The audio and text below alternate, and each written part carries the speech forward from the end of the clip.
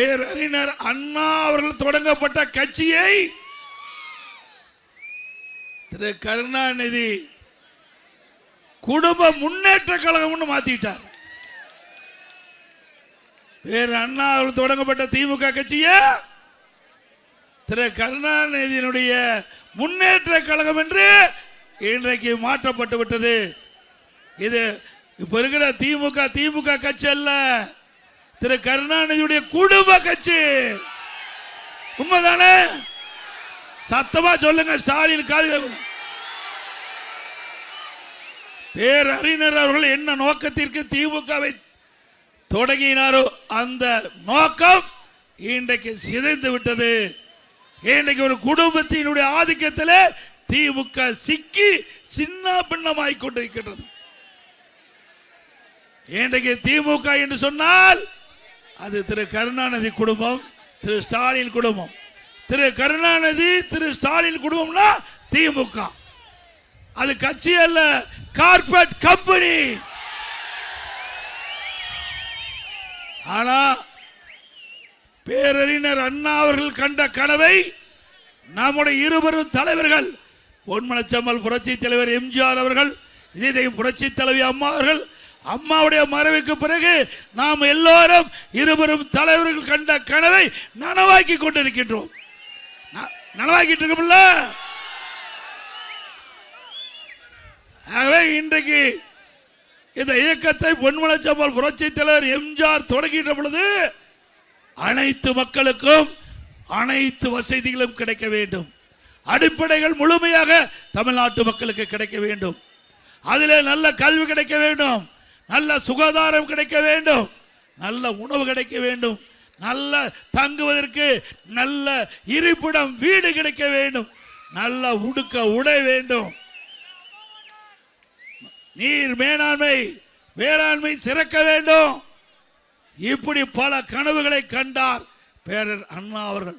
துரதிர்ஷ்டவசமாக இந்த மண்ணிலே மறைந்தாலும் நம்முடைய இருவரும் தலைவர்கள் அவருடைய கொள்கையை பின்பற்றி தமிழகம் இந்தியாவிலேயே முதன்மை மாநிலம்.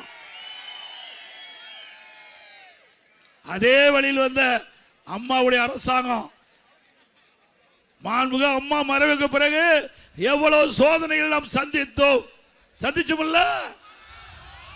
கொஞ்சம் லஞ்சமா நமக்கு இடையூறு செஞ்சாங்க. இந்த கருணாநிதி குடும்பம் திமுக மட்டுமல்ல, அண்ணா திமுகவில் நுழைஞ்சுக்கிட்டு எவ்வளவு பிரச்சனையை உருவாக்கி பார்த்தாங்க. முடிஞ்சுதா?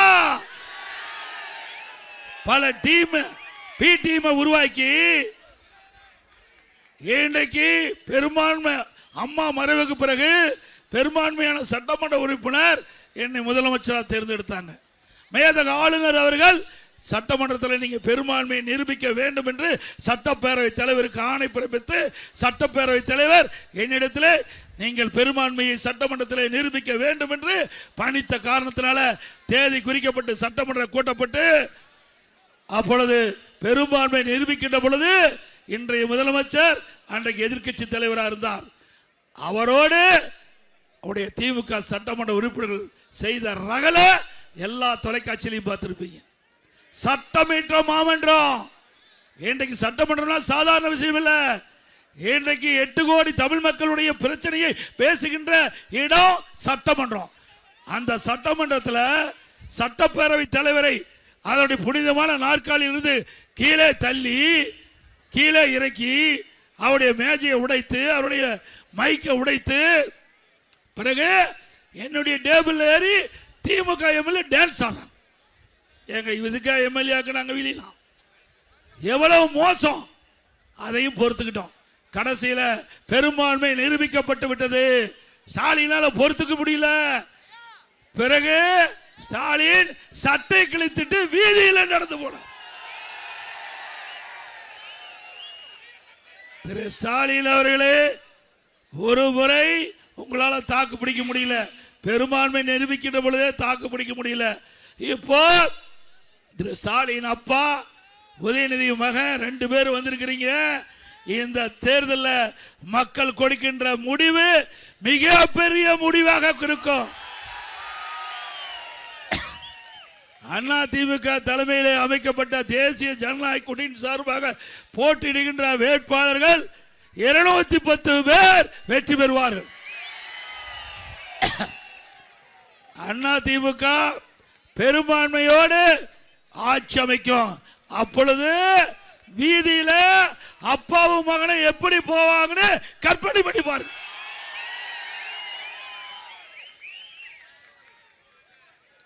என்னென்னலாம் பிரச்சனை பண்ணி கொஞ்சம் லஞ்சமா, அதுக்கு பிறகு ஒரு ஆளை பிடிச்சிக்கிட்டாங்க.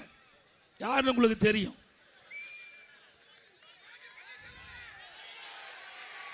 அவரை பிடிச்சு இந்த பெரும்பான்மையை நிரூபிக்கின்ற பொழுது சட்டமன்றத்தில் எனக்கு எதிர்த்து ஓட்டு போட்டார். என் கண் முன்னே பொன்மனச்செம்மல் புரட்சி தலைவர் எம்ஜிஆருடைய ஆட்சி, அம்மாவுடைய ஆட்சி, இரவென்றும் பகலென்றும் பாராம ஊர் ஊரா ரத்தத்தை விரைவியா சிந்தி தனக்கு ஏற்பட்ட நோயை கூட பொருட்படுத்தாம அம்மா தமிழகம் முழுவதும் சுழன்று வந்து அண்ணா திமுக ஆட்சி அமைச்சாங்க. அந்த ஆட்சிக்கு துரோகம் விளைவித்து எட்டப்பரா இருந்து ஒருவர் எதிரிலோடு சேர்ந்து நமக்கு எதிராக வாக்களித்தார்கள். அதை கூட நம்முடைய மூத்த தலைமை கழக நிர்வாகிகள் சொன்னாங்க, வேண்டாம் ஒன்னா இணையலாம் அப்படின்னு சொன்னாங்க. அவர்களுடைய கருத்தை கேட்டு ஒன்னா இணைத்து இந்த இயக்கத்திற்கே ஒருங்கிணைப்பாளராக்கணும், இயக்கத்திற்கே தலைமை பொறுப்பு கொடுத்தோம், துணை முதலமைச்சர் என்ற அந்தஸ்தா கொடுத்தோம், அற்புதமான இலாக்கா கொடுத்தோம். அதற்கு பிறகு எதிரிகளோடு சேர்ந்து கூட்டு சதி செஞ்சாங்க. நாடா 2021 சட்டமன்ற பொது தேர்தல வேண்டுமென்றே திட்டமிட்டு நம்முடைய ஆட்சி அமைப்பதற்கு நல்ல சூழ்நிலை இருந்தது. தென் மாவட்டத்தில் வேண்டுமென்றே திட்டமிட்டு சுற்றுப்பயணம் மேற்கொள்ளாம திமுக பி டீமா இருந்து வெற்றி வாய்ப்பை இழக்க செய்தார்கள். இப்படிப்பட்டவர்கள் யார் என்று அடையாளம் காட்டப்பட்டு விட்டது. காட்டிட்டாங்கல்ல, பூனைக்குட்டி வெளியில் வந்து விடுது. பூனைக்குட்டி உண்மையான முகம் மக்களுக்கு தெரிந்து விட்டது. இப்ப எங்க போய் சேர்ந்திருக்கிறார்? கேவலம் இல்ல, ஒரு கட்சிக்கு ஒருங்கிணைப்பாளர் இருந்து தலைமை தாங்கி இந்த கட்சி அனைத்து இந்திய அண்ணா திராவிட முன்னேற்ற கழக தொண்டன் இரவென்றும் பகலென்றும் பாராமல் உழைத்து இவருக்கு அடையாளத்தை கொடுத்து, முதலமைச்சர் என்ற அடையாளத்தை அம்மா கொடுத்து, இங்க இருக்கின்ற தொண்டர்கள் நிர்வாகிகள் அனைவரும் ஒருங்கிணைப்பாளர் என்ற அடையாளத்தை கொடுத்த பிறகு இது கூட இவ்வளவு பெரிய பதவி கொடுத்த பிறகு அந்த மனிதனுக்கு ஆசை அடங்கல. எங்க போய் சேர்ந்திருக்கிறாரு? தீய சக்தி திமுகவோடு சேர்ந்துட்டான். பொன்மனச்செம்மல் புரட்சி தலைவர் எம்ஜிஆர் அண்ணா திமுகவை தொடங்குகின்ற பொழுது தீய சக்தி திமுகவை தமிழகத்தில் வேரோடு ஒழிக்கப்பட வேண்டும் என்று சொன்னாங்க. அப்படிப்பட்ட கட்சியில போய் சேர்ந்திருக்கிற வெக்கம் மானம் இல்ல. சொல்ல நினைச்சு பாருங்க, எவ்வளவு கஷ்டம் சிந்திச்சு பாருங்க. நான் 1974 இந்த இயக்கத்தில் இணைஞ்சேன். தொடர்ந்து நான் 10 முறை தேர்தலில் போட்டிட்டு இருக்கிறேன். 7 முறை சட்டமன்ற தொகுதி, 3 முறை நாடாளுமன்ற தொகுதி. 2001ஆம் ஆண்டு என்னுடைய சட்டமன்ற தொகுதி கூட்டணி கட்சிக்கு வேணும்னு கேட்டாங்க. அம்மா எனக்கு வேற தொகுதி மாத்தி கொடுத்தாங்க. இல்லம்மா, நான் இந்த எடப்பாடி சட்டமன்ற தொகுதி தான் நிற்பேன். ஏன்னா சேவலியே நான் வெற்றி பெற்றவன். 1989 சேவல் வெற்றி பெற்றேன். மாவட்ட செயலாளர் இருக்கிறேன். அப்படி இருக்கின்ற பொழுது நான் மற்ற தொகுதியில் போய் நின்னா அவ்வளவு சரியா இருக்காதம்மா.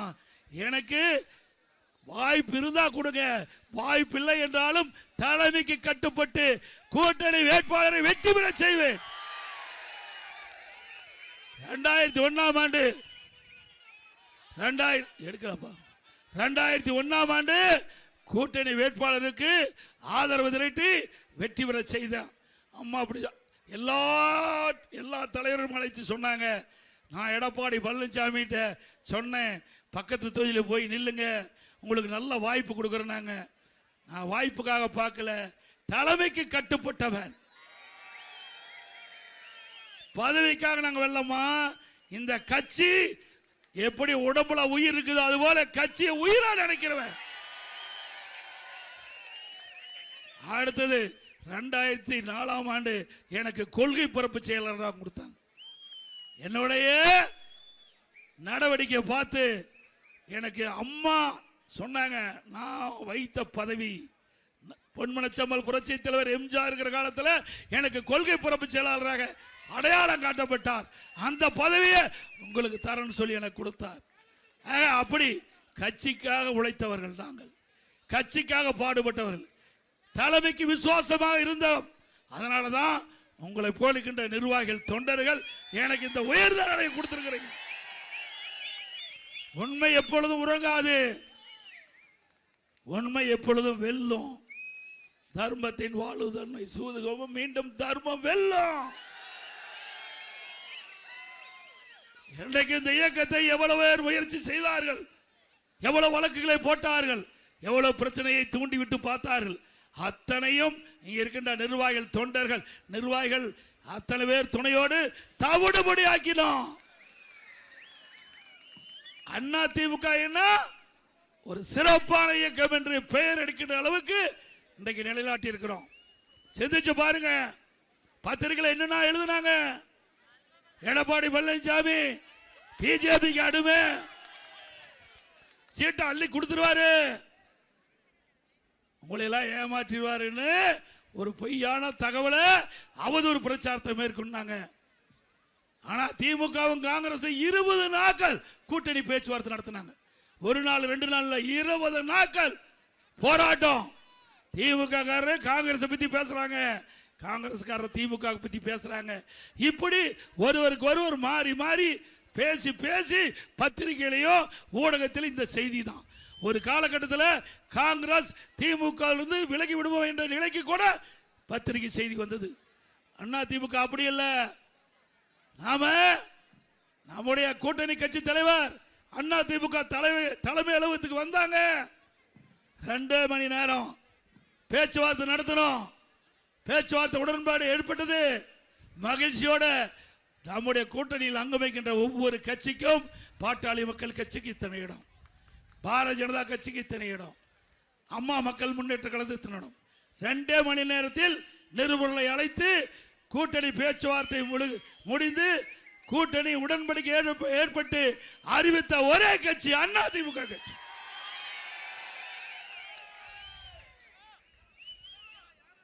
எதிரிகள் மூக்கு மேல் வைக்கின்ற எதிரிகள் கூட, எதிர்கட்சி கூட மூக்கு மேல் விரல் வைத்து பாராட்டுகின்ற அளவிற்கு நம்முடைய கூட்டணி அமைச்சோம். நம்முடைய கூட்டணி இயற்கையான கூட்டணி. திமுக அப்படியே இருக்குது. அழுது கொண்டே சிரிக்கிறாங்க. இன்றைக்கு மறுமலர்ச்சி திராவிட முன்னேற்ற கழகம் அவருடைய மூத்த தலைவர் ஒருவர் போய் திமுகவோட பேச்சுவார்த்தை நடத்திட்டு வெளியில் வரும்போது அவர் சொல்றாரு, அழுது கொண்டே சிரிக்கிறார், அழுது கொண்டே. அப்படித்தான் அந்த கூட்டணி இருக்குது. யாராவது மனசார கூட்டணியில் இடம் பெற்றாங்களா?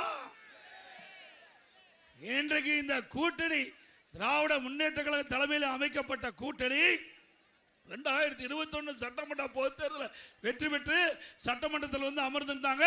எங்க வரிசையில் தான் அவர்கள் அமர்ந்திருந்தாங்க. அவர்கள் எதிர்கட்சி வரிசையில் தான் அமர்ந்திருந்தாங்க. நான் அவரிடத்துல சொன்னேன், நீங்க மக்களுடைய பிரச்சனையை சட்டமன்றத்தில் எடுத்து சொன்னா தான் உங்களுக்கு மக்களிடத்தில் செல்வாக்கு இருக்கும். நான் சொல்லுவதில் கேட்கல. 5 வருஷம் ஜால்ரா போட்டாங்க. திமுக அரசுக்கு 5 வருஷம் ஜால்ரா போட்டாங்க. விளைவு என்ன? போன 2021ஆம் ஆண்டு அவளுக்கு ஒதுக்கப்பட்ட இடத்தை விட ஒரு இடம் குறைவு கம்யூனிஸ்டுக்கு. அதுதான் திமுக 5 ஆண்டு காலம் திராவிட முன்னேற்ற கழக அரசை தாங்கி பிடித்த கூட்டணி கட்சிக்கு கொடுத்த பரிசு ஒரு இடம் குறைவு. பிறகு திருமாவளவன், நான் என்ன செய்யறது, அவர் புலம்புறார், கட்சியை உடைச்சிருவாங்க, இல்லாட்டி கட்சியை உடைத்து விடுவார்கள். அவர் என்ன சொல்றார், என்னென்னமோ எதிர்பார்த்தோம், கடைசி வரைக்கும் பேச்சுவார்த்தை இறுதியில் அறிவிச்ச காலத்தினாலதான் தகுந்த வேட்பாளரை நிறுத்த முடியல. இன்னொன்று, காட்டு மன்னார் கோயில்ல ஒரு வேட்பாளர் அறிவிச்சிட்டாங்க. அவர் என்னங்கிறாரு, நான் காங்கிரஸ் கட்சிக்காரங்கிறார். யாரு இன்னைக்கு விடுதலை சிறுத்தையின் சார்பாக நிறுத்தப்படுகின்ற வேட்பாளர் அவர் காங்கிரஸ் கட்சிக்கிறார். இப்படியெல்லாம் குழப்பம் திராவிட முன்னேற்ற கழக தலைமையிலே அமைக்கப்பட்ட கூட்டணியில நிலவிக் கொண்டிருக்குது. அண்ணா திமுக அப்படி அல்ல, ஜெட் வேகத்தில் போயிட்டு இருக்குது. ஜெட் வேகத்தில் போயிட்டு இருக்குது. நாம கூட்டணி அமைச்சோம், அடுத்த நாள் தேர்தல் அறிக்கை வெளியிட்டோம், அதுக்கு அடுத்த நாள் முதல் வேட்பாளர் பட்டியல் அறிவிக்கப்பட்டது, இரண்டாம் நாள் இரண்டாவது வேட்பாளர் பட்டியல் அறிவிச்சோம், 2 நாள் கழிச்சு 3வது வேட்பாளர் பட்டியல் அறிவிக்கப்பட்டது. ஆக அண்ணா திமுகவை பொறுத்த வரைக்கும் நம்பர் 1 இந்த தேர்தல். நம்முடைய அனைத்து இந்திய அண்ணா திராவிட முன்னேற்ற கழக தேர்தல் அறிவிப்பும் நம்பர் 1. அப்படி எல்லாவற்றிலையுமே உன்னிப்பா கவனித்து நிதானமாக மக்கள் என்ன எண்ணுகிறார்கள், தொண்டர்கள் என்ன எண்ணுகிறார்கள், அதன் அடிப்படையில் அதிமுக பிரம்மாண்டமாக இன்றைக்கு சிறப்பாக செயல்பட்டுகின்ற இயக்கம் அதிமுக இயக்கம்.